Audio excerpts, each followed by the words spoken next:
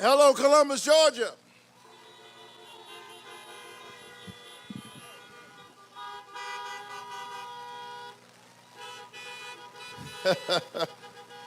Wow, you all are standing out here in this liquid sunshine. Sounds like you're ready to win an election.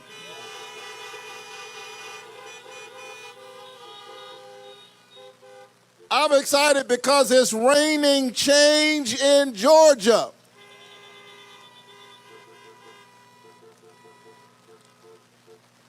So we are in the remaining few days of a movement that will carry forward to the United States Senate and to Washington, D.C., the concerns of ordinary people. There's no question that in our nation's capital, the wealthy and the well-connected have no shortage of representation. It's time for the people to have somebody who understands the struggles of ordinary people. And so I'm deeply honored by the energy, the organization, the commitment, the passion that we're seeing all across this state. The people of Georgia understand how much is at stake. This is a defining moment in American history, and it's all centered right here in Georgia. And I've got a feeling that come January 5th, Georgia is going to stand up and help the nation to know that we are ready. Are you ready?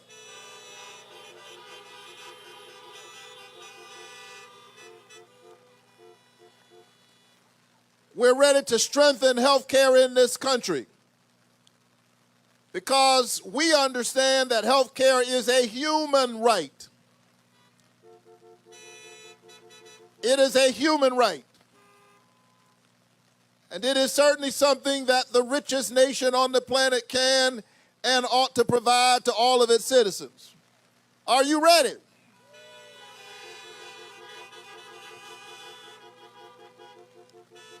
We're ready to protect the dignity of work and the dignity of workers. We believe that people who work hard every day ought to be able to afford the rent, ought to be able to afford to buy a home, ought to have a livable wage, and they ought to be able to retire with dignity. We believe that a child's outcome ought not be determined by their parents' income.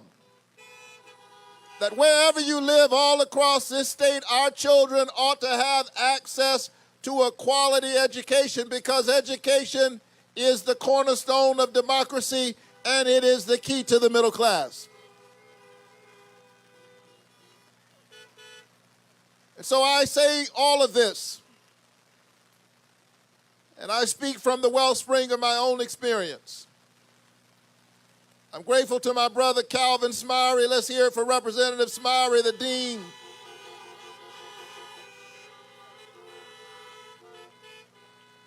I'm grateful for Ed Hardison. These are the senior statespersons in the State House.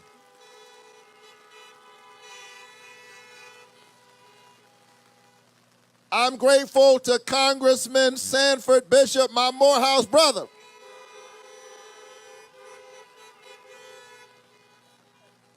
Now here's the deal. Congressman Bishop knows that in many instances they are getting work done in the House. They passed the John Lewis Voting Rights Advancement Act in the House. But we still have not seen it signed into law. And that's because the other day,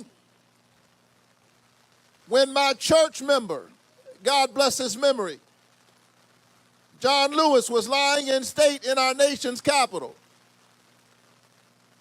a man named Mitch McConnell, you may have heard of him, stood a few feet away from my church member's coffin, and he offered pious platitudes in memory of John Lewis, talked about what a great man John Lewis was. I appreciated the words, but I feel like your words ought to match your deeds.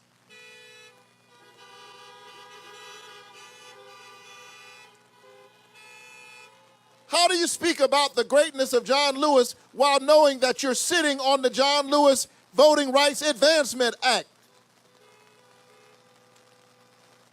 It hasn't been put up for a vote in the Senate because it's sitting in a graveyard called Mitch McConnell's desk.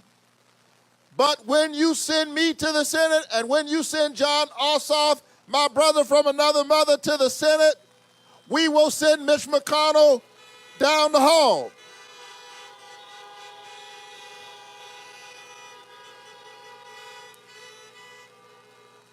And we will put the John Lewis Voting Rights Advancement Act up for a vote.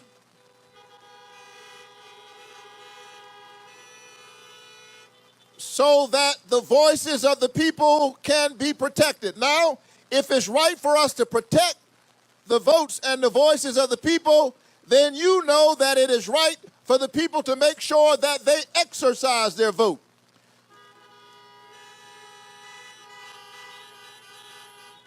So make some noise if you've already voted.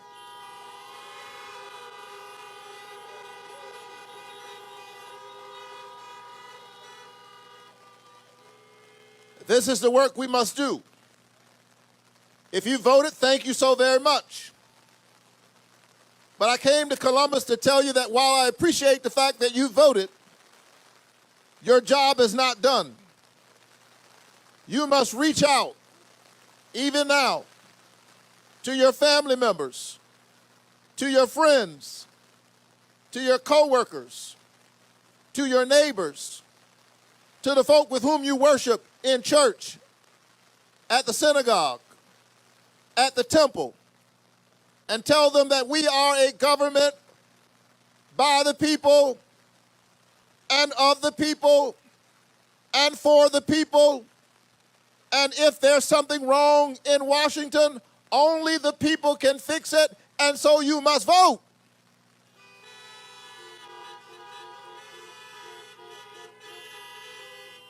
Vote like your life depends on it, because we have discovered tragically this year that your life actually does.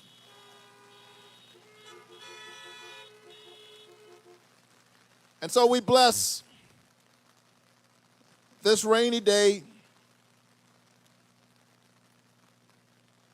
the dead Americans of sacred memory. 340,000 have perished, many of them unnecessarily so. The situation could not be more serious, and yet politicians are playing games.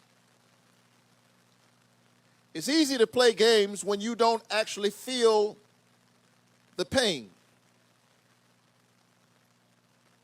It's easy to play with health insurance when yours is already covered.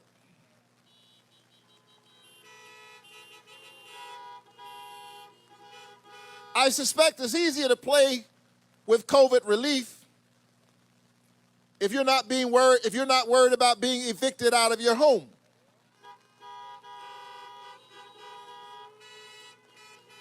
Because you have several homes.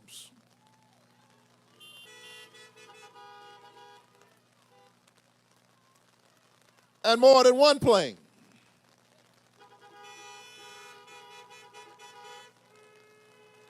And although we build planes here in Georgia, you didn't get that one built in Georgia.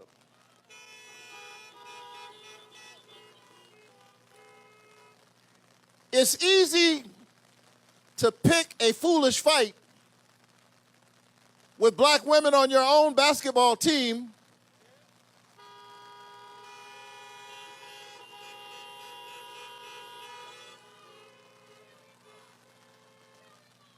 and argue against Black Lives Matter when you've never had to have a conversation with your children about how to stay alive.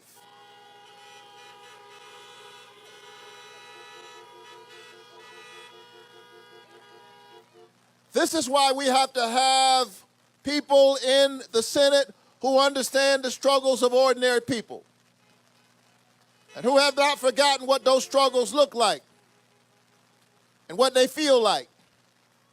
And we have to have people in the Senate who talk to other people. Because each of us, truth be told, speaks from our perspective. And that's why it's important in this defining moment for us to stand together and talk together. Because there are some things I don't see, I don't quite understand, I don't get until I talk to you. And that's why I'm making my way all across Georgia. And I want you to know that when I'm elected,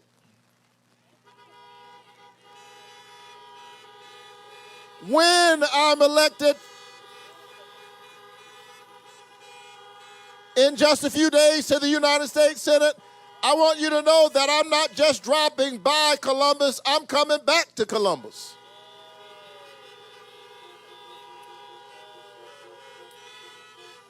I'm coming back to Columbus because the last thing I want to do is spend all my time in Washington, D.C. talking to politicians, because if all you do all day, every day, is talk to politicians, you might accidentally become one.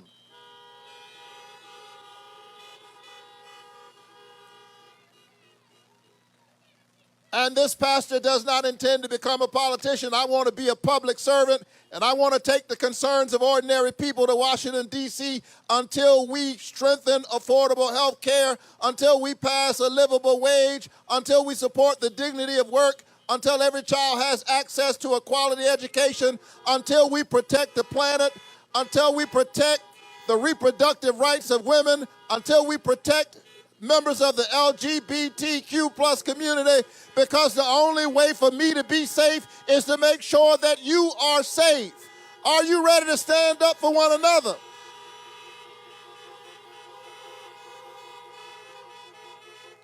E pluribus unum. Out of many, one. And so, thank you, Columbus. I'm so excited, deeply honored, but let's not get carried away. Let's take this energy, call every neighbor, call your friends, even call your enemies, call the folk who owe you money, call the folk you haven't seen in a long time, get on a Zoom conversation and tell them it's time to vote. Are you ready to vote?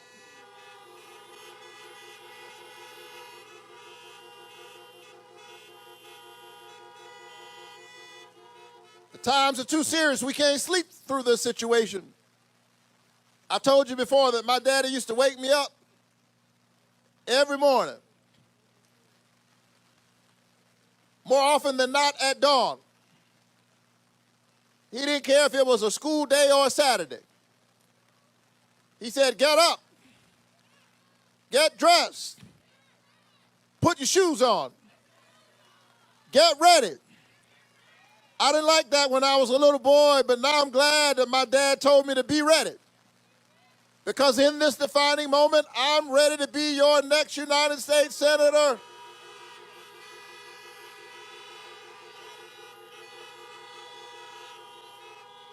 Are you ready to win this election?